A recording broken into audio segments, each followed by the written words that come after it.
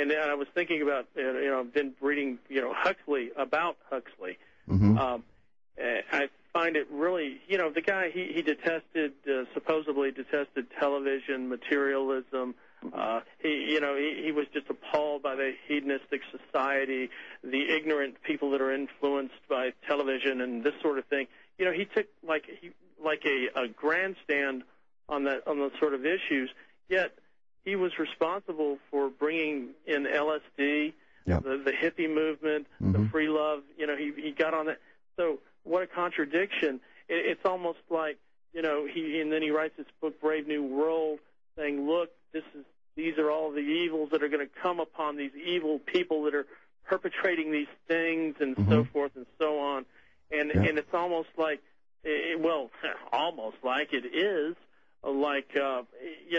he's bashing something that he had a hand in creating. Big time, yeah. And then on top of it, he said, well, we just, and then he starts encouraging eugenics.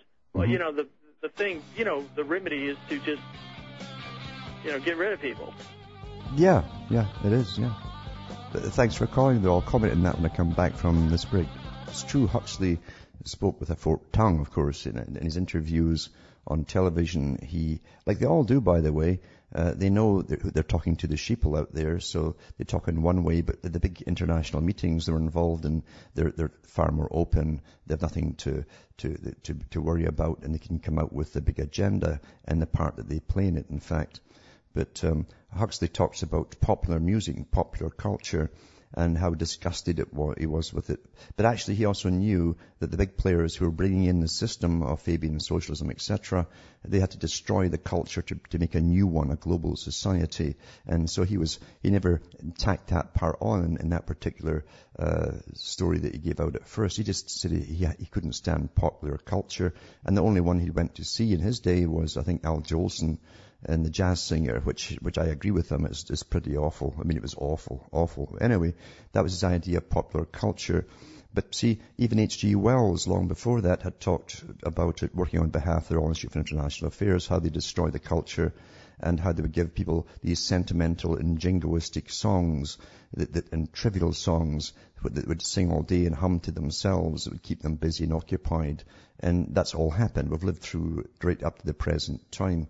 This cheapened kind of music they call popular culture. But these popular songs and so on are also embedded with lots of messages which the people, like Plato said long ago, the people would emulate and actually act into their own life from music. They do. They actually emulate what they see. They copy the language, the curse swears and the words and all the rest of it, and all the really foul language that's used. They bring it into their everyday speech patterns and conversations, and that's what it's intended to do. And that's how you help to destroy society.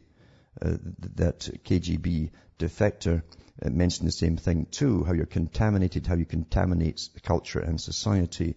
And of course, the culture industry has got a big part to play in that. It isn't all about bucks, making bucks and all that. No. It's also that the real motive is to destroy the existing culture so they can create a brand new one. And that's already happened. It's already happened. It's gone. The old culture is destroyed. Kaputsky. Finished. And again, the end of marriage was part of that too.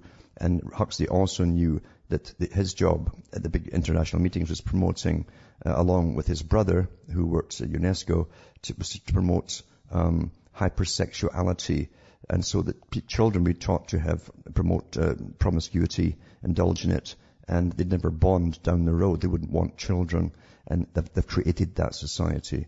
I've gone through the writings by his brothers before from UNESCO, and some of his speeches on the air from his own books, and that's what Julian Huxley promoted.